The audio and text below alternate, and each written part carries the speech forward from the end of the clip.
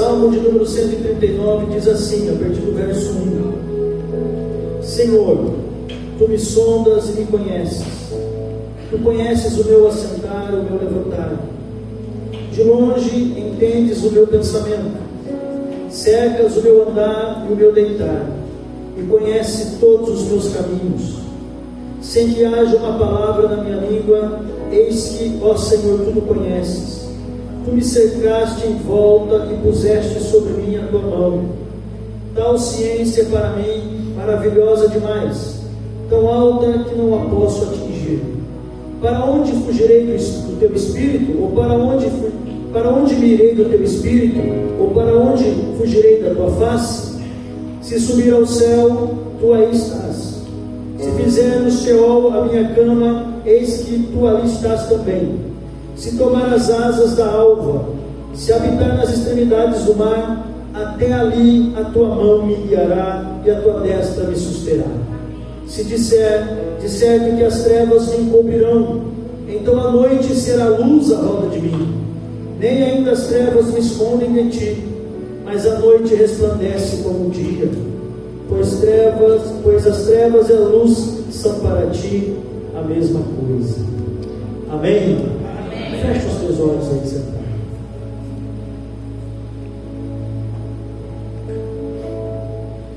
Senhor, no nome de Jesus, nós estamos reunidos na Tua palavra. Eis a Tua palavra lida, Senhor, e nós precisamos ouvir a Tua voz. Que a revelação desta palavra desça aqui hoje, Senhor, sobre nossa vida, sobre o nosso caminho. Fale conosco, diante de palavras e versos tão profundos. Senhor, dá-nos o entender desta revelação. Ah, Jesus, nos cerca aqui com a Tua presença. Ó Deus, dá-nos paz para ouvir a Tua palavra nesse tempo. Silencia em nós as muitas vozes, as inquietações, as preocupações. Em nome de Jesus, que haja paz. Senhor, fale conosco. Que o Teu Espírito nos guie nessa mensagem. Nós precisamos da unção, da virtude de cima, Senhor. Fale conosco, que esta palavra seja vida onde ela chegar. Que seja assim no nome de Jesus. Amém e amém. Meus irmãos, nós estamos diante de um dos textos mais lindos, mais belos de toda a revelação da Escritura dos Hebreus. De toda a Escritura, os salmos nos relatam as poesias, as canções que aquele povo oferecia em gratidão, em petição ao Deus de Israel, ao Todo-Poderoso, ao Shaddai. Diante do Salmo 139, os teólogos, os poetas seculares param e pensam para medir o grau da profundidade de cada verso. Ele subdivide-se em 4 pontos. Ele fala dos atributos incomunicáveis de Deus, fala da onisciência, fala da onipresença, fala da onipotência e por fim fala da santidade de Deus. É Davi quem escreve. Davi, assim como Jó, debaixo da inspiração do Espírito Santo, descreve minuciosamente o ser desse Deus eterno.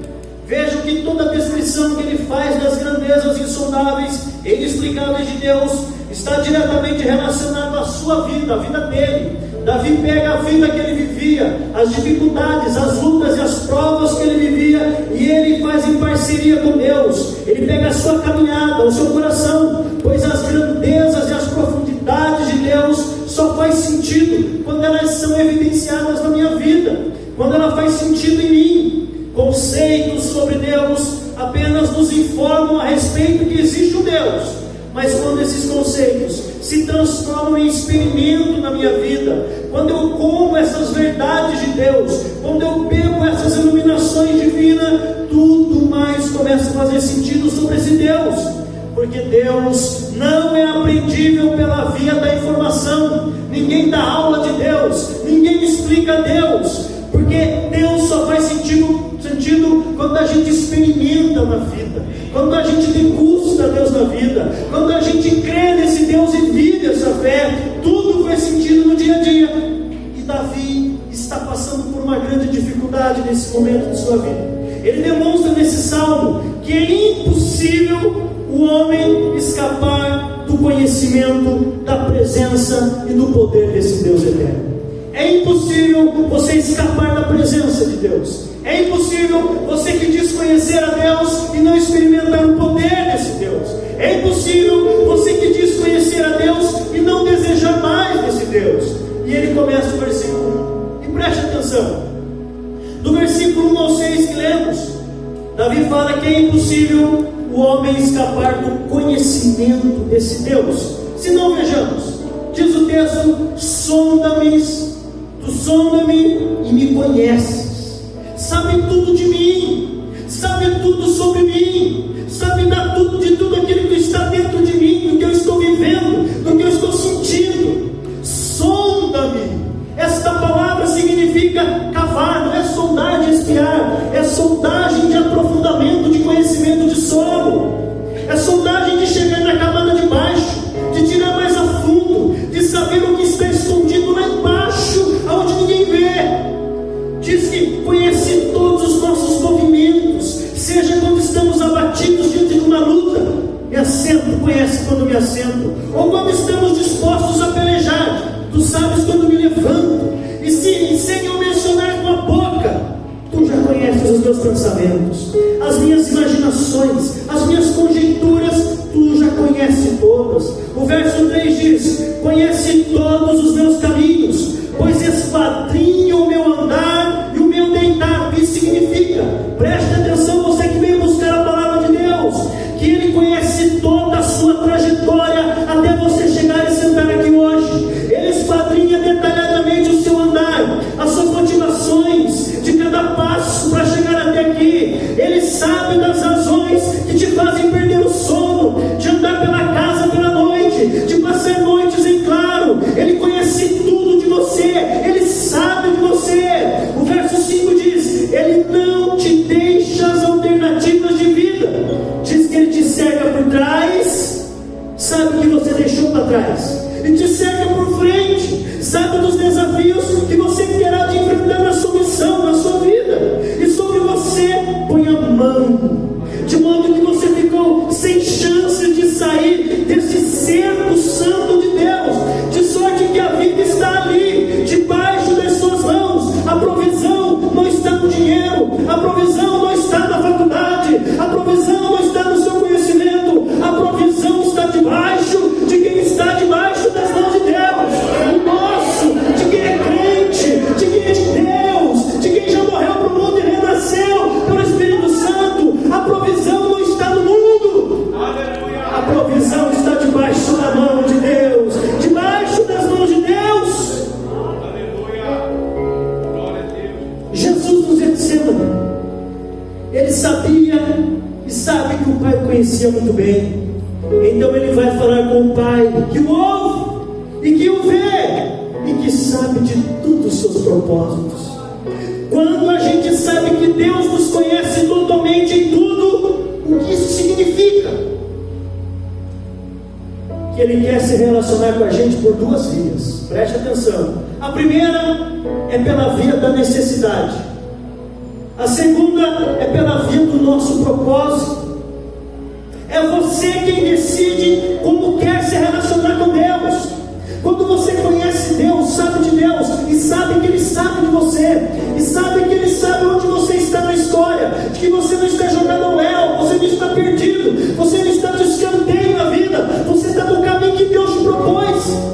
Quando eu sinto isso gera em mim duas vias de relacionamento. Eu me relaciono com Deus a partir daquilo que eu preciso, da minha necessidade, e eu me relaciono com Deus a partir do meu propósito. Eu sei por que Deus me chamou, eu sei porque eu estou passando por essa crise agora, eu sei, Deus está me provando, eu sei porque eu estou desempregado, eu sei porque Deus me permitiu passar esse sufoco, eu sei porque Deus está me tratando, me forjando, porque Deus, os propósitos de Deus nunca contribuem para o nosso mal, porque todas as coisas contribuem para o bem daqueles que amam a Deus.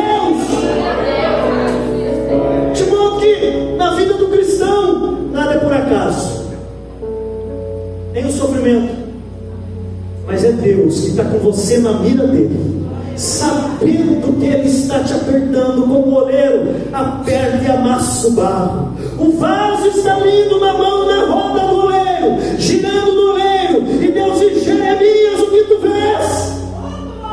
Eu vejo o vaso nas mãos do oleiro. De repente o vaso se desfaz. Na perspectiva humana era um remendo, era um ajuste, um ajeito, mas o oleiro amassa, quebra tudo, o vaso, e ele forma de novo. Eu não sei o que quebrou, mas Deus fará de novo. É Ele que é o oleiro, Ele fará de novo. Deus fará de novo. Ou a gente se relaciona pela via da necessidade e do propósito. O que é a via da necessidade? Deus, eu quero isso, eu quero aquilo. Deus, eu preciso disso, eu preciso daquilo. Mas chega num certo ponto, e quando você amadurece na caminhada com Deus, você sabe que antes mesmo de abrir a boca, Ele já o sabe muito bem. Você ora muito mais sobre aquilo que Deus quer de você do que aquilo que você quer de Deus. Você já pensou nisso? Você se relaciona com Deus, olha aqui para mim, a partir daquilo que você quer de Deus, eu preciso, ou daquilo que Deus quer de você, o seu propósito. O que Deus quer de você? As pessoas estão enchendo as igrejas, elas vêm buscar o que elas querem de Deus. Eu quero casamento, eu quero a prosperidade, eu quero a cura, eu quero a restauração, eu quero isso, eu quero me dar bem, eu quero a estabilidade, eu quero os meus sonhos, eu quero, as igrejas estão cheias de eu quero, mas poucos estão ouvindo o que Deus quer. Jesus nos ensinou muito bem na oração do Pai Nosso: seja feita a tua vontade, assim na terra como é no céu. Você não pode ser movido por necessidade apenas, você tem que ser movido por propósitos divinos. Para onde você está indo? É necessidade ou propósito? Segundo, do versículo 7 ao 12, é impossível o homem escapar da presença desse Deus. Diga comigo: é impossível, escapar de Deus. Aqui, preste atenção nisso, gente. Davi, que estava numa situação muito complicada, Davi estava fugindo dos seus inimigos, lutando contra os ventos da existência.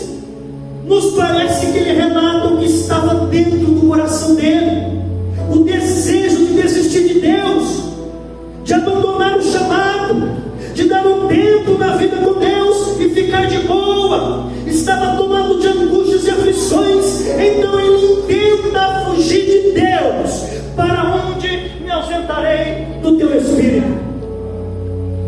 Isso é tão verdade. Quantas vezes você já quis desistir de Deus?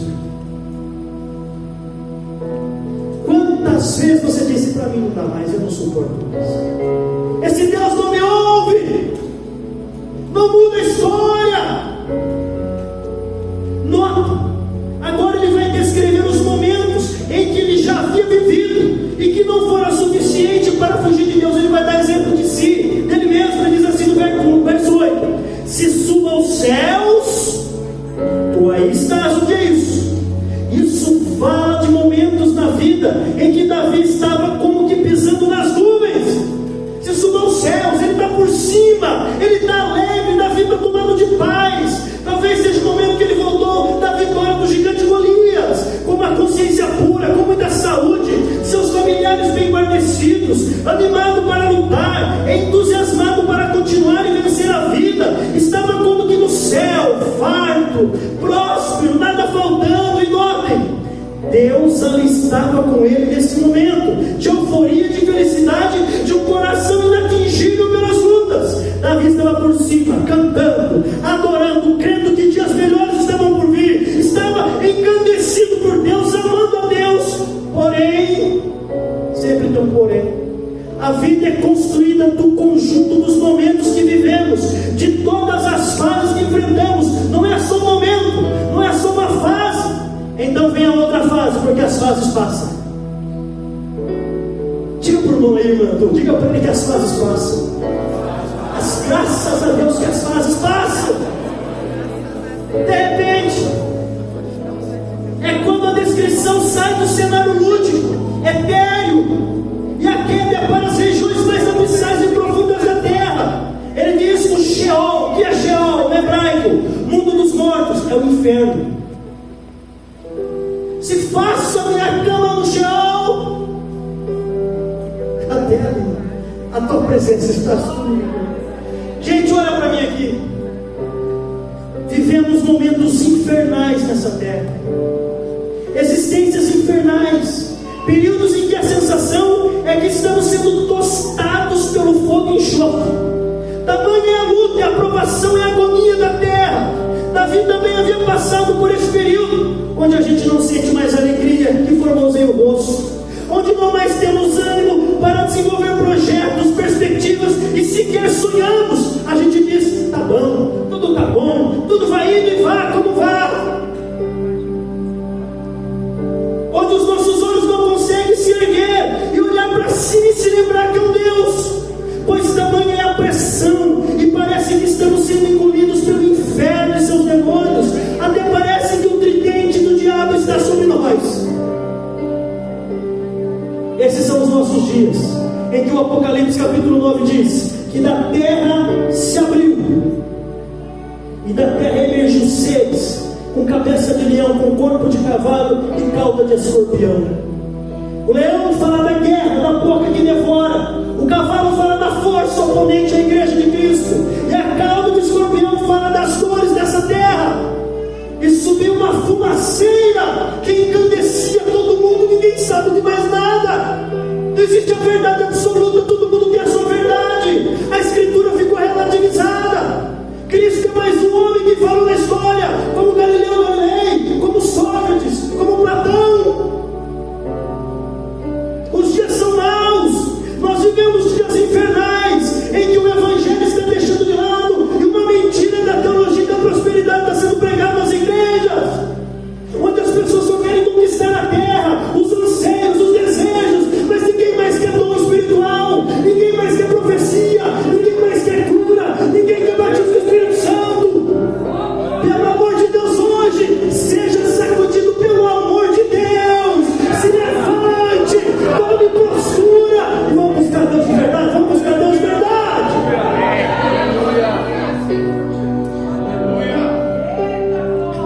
Ele diz assim: se faço minha cama no abismo. Cama, por que cama? Porque quem vive essa fase do Sheol, a sensação é de que subiu numa cama e nunca mais quer sair dela. Quantas vezes você viveu isso? Eu quero entrar naquele quarto, subir naquela cama, eu quero abrir os olhos lá na Nova Jerusalém.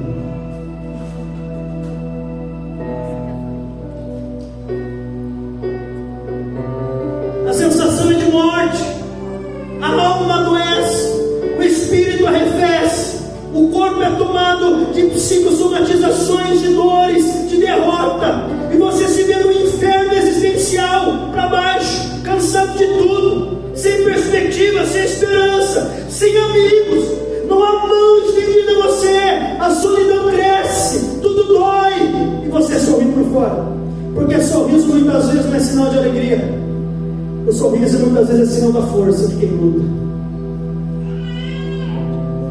Porém, veja a conclusão do salmo: até ali,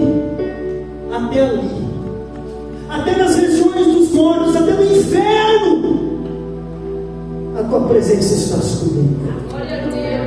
Aleluia.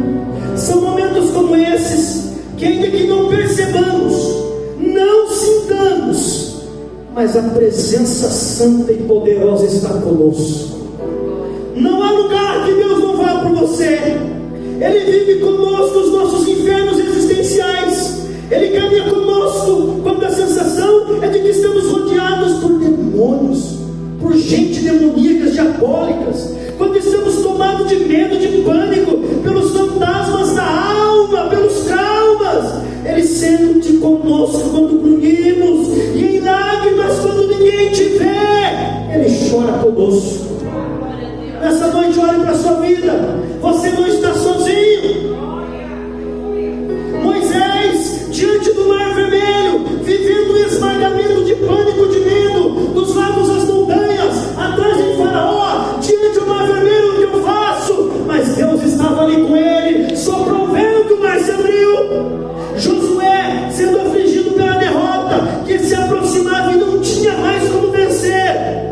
Então alguém estava ali mexendo nos astros, e um dia Josué olhou para o sol, e o sol parou ao meio-dia. A lua se deteve num houve dia como aquele em que Deus deu vitória a Josué. Olhe para Ezequias, vivia o seu Sheol, seu momento infernal, a morte era certa. Senaqueribe havia montado o cerco, havia invadido Jerusalém e mataria todo mundo. De repente, Deus estava ali, e numa noite só acabou com 185 mil assírios e deu vitória a Ezequias. Olhe para a vida do Paulo, apóstolo. Estava vivendo e enfrentando o seu momento infernal, sendo apedrejado, abandonado, sentindo-se à escolha do mundo, angustiado, perplexo, nu, deixado pelos companheiros, esquecido no abismo muitas vezes, sempre naufrágios. Então ele ouve uma voz dizendo: Paulo, não temas, Paulo. Escute essa voz hoje. O meu desejo é que a sua alma ouça essa voz.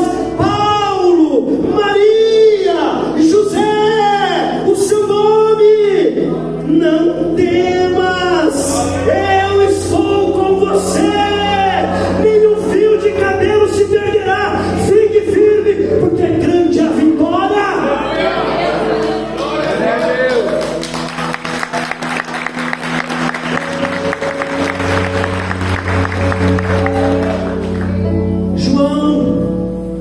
Apóstolo vivo, isolado numa ilha para ser morto, na ilha de Pátimos, sem ninguém, sem nada de recursos, esperando sua morte, abandonado, jogado nas bestas feras para ser trucidado. Imagina João andando naquela ilha de Pátimos, sobe na ilha, desce, não tem saída, não tem ninguém, apenas esqueletos de gente que fora deportado para ser morto. Ali era morte na certa.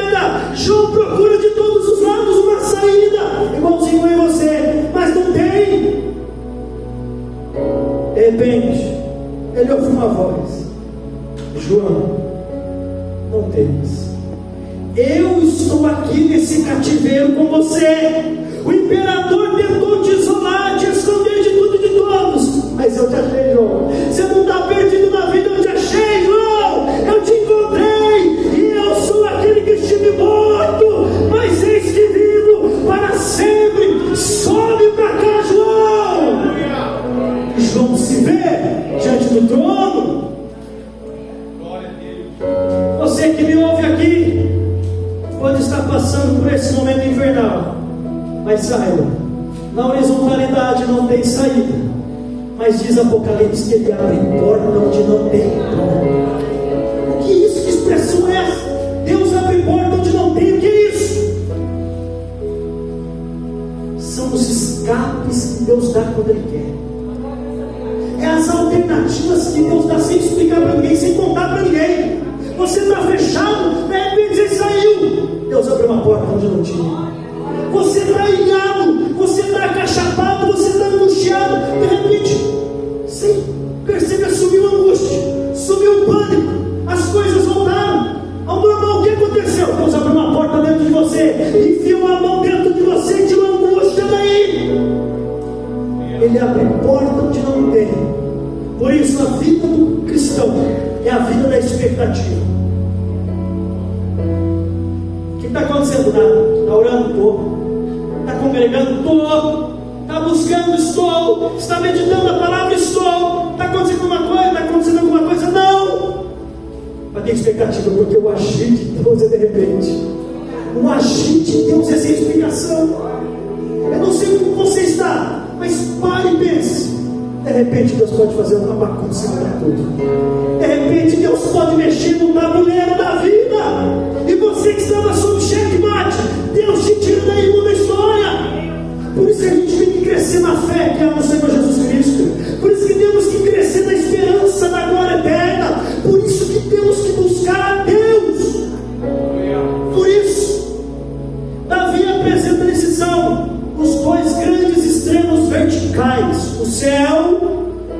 Sheol. Agora no versículo 9, ele apresenta os extremos horizontais, a extremidade da terra, de leste a oeste, a fim de dar concretude à ideia da totalidade da revelação de Deus. É de cima a baixo, é de leste a oeste. Deus é tudo em todos. No versículo 9 a fase é outra. Passou o céu, passou o Sheol, e agora ele vai dizer assim: tomara, serei tomado na alvorada e ir até os confins dos mares. Quero ir nos limites da possibilidade de haver vida. O que ele está dizendo, gente? Aqui não é mais alto nem baixo, é na horizontalidade desta terra. Isso nos fala de uma fase de Davi em que ele não suportava mais o peso de existir. Não suportava mais a dureza e a injustiça que há na terra. Então Davi quer chegar nos limites dos mares, onde não mais tem chance para a vida. Ele quer a morte. Ele quer abandonar o lugar que ele está, as pessoas que o cercam, porque nada mais tem sentido a ele. Então ele quer percorrer, ele quer fugir, jogar tudo para o alto e sair que nem um louco desvairado, sem rumo, sem destino certo, sem querer chegar a lugar algum. Mas até nesse ponto, nessa fase da vida, ele conclui: ainda lá haverá de guiar-me a tua mão e a tua destra me susterá. Veja, a mão de Deus está te guiando nesse mar revolto da vida. É difícil de crer nisso? Nessa tempestade da sua vida, Deus está soprando o vento dele para te levar e te conduzir aonde Ele quer, um pouquinho adiante. A mão do Senhor está te sustentando nos vales da terra de dor, nos vales em que você achou que ia se afogar. Ele te socorreu, estendeu a mão e te fez passar do outro lado. Até ali a presença está comigo. Até na tristeza, até na solidão, até na frustração, até na angústia, até na luta, até no luto, até em qualquer lugar, as tuas mãos estão comigo e me sustêm. Não tem como fugir de Deus, irmão. Não tem como fugir dos propósitos de Deus. Jonas que o diga. Deus lhe deu uma missão de pregar a grande cidade de Nínive, capital da Síria, povo terrível. Jonas foi para o outro lado do mundo. O que aconteceu com ele? Uma tempestade. Tempestades são causadas nem sempre pelo diabo, aliás, quase nunca pelo diabo. Sempre é pela nossa desobediência ou pelo propósito de Deus. E são nessas tempestades que os nossos barcos são limpos, porque jogaram tudo no barco. Tudo que não presta, que sobra, que não é suficiente, joga fora. Só fica o que é suficiente. Então, aquietou-se o mar. O que é que você tem que você tem que jogar fora? Tira fora. O que está dentro do seu coração, que você tem que tirar daí. O que está, que você tem que tirar, se limpar, é com você. E por fim, ele diz no versículo 11: que trevas me encobrirão e a luz se fará noite. Que momento da vida é esse? Fala de quem se encontra dominado pelas trevas da indecisão. Indecisão, indefinição. Trevas aqui no sentido de estar perdido na vida, sem chão, sem rumo, sem valores, sem expectativas novas, sem um combustível para continuar, sem ânimo para avançar, não sabe de onde vem e nem para onde está indo. É alguém que perdeu o senso de destino, e nós não podemos perder o senso de destino jamais. A luz se fará à noite. Perdeu as referências, olhou para o lado errado. Aquilo que era inspiração se tornou em frustração. A certeza da luz, sem me avisar, se tornou em incerteza da escuridão. A sensação é de escuridade. Isso gera angústia, porque todos os dias temos que escolher nessa terra. Você percebeu que tudo a gente tem que escolher? Isso traz angústia. Tudo tem que decidir, eu tenho que rumar, eu tenho que nortear a minha vida, eu tenho que avançar para onde Deus está nos levando. pergunto: para onde Deus está te levando? Olhe para a sua vida, faça essa introspecção. Para onde Deus está te levando? Para onde estamos indo na embarcação da vida? O que nos espera, irmãos? A impressão é que tem muita gente batendo com a cabeça na parede, porque a gente parece que não vê mais nada, aponta para todos os lados, o que é certo é lucro. Não! Isso é sinal de que você está vazio do propósito e está sem a visão de Deus. Provérbios 29:18 diz: não havendo visão, o povo se perde. Onde está a sua visão de Deus? Destino. Porque você não vai além da sua visão. Seu limite é a sua própria visão. Você tem que ser um homem e uma mulher que tem a visão de Deus. É para cá que eu vou. Não, é para aí, não. Deus não vou para cá. Não é hora de ir para lá. Por quê? Porque eu quero. Cuidado. Deus disse a Abraão: se separe de Ló. Quando Ló olhou para aquilo que é imediato, as campinas de Sodoma, com a relva como o jardim de Deus no início, diz o texto de Gênesis capítulo 13, ele escolheu por aquilo que ele viu, e não por aquilo que ele creu. E quando a gente escolhe por aquilo que vê, a gente pode quebrar a cara e conduzir a nossa casa para Sodoma, para a destruição. Cuidado! O mundo não é sobre aquilo que você vê. A gente vive por aquilo que se crê, que se ouviu de Deus. Para onde você vai indo? Deus está te levando para onde? Deus quer plantar uma visão em você aqui hoje. Eu vou repetir isso. Deus quer plantar em você uma visão dele aqui hoje. Você precisa viver esse ano debaixo da visão de Deus. Isso é muito profundo, porque ele diz que luz e trevas são as mesmas coisas.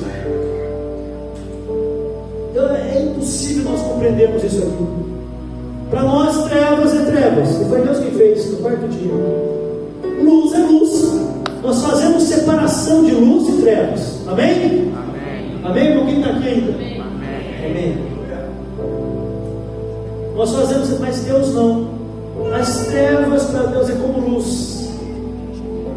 Se diz que ele habita em luz inacessível, diz Paulo.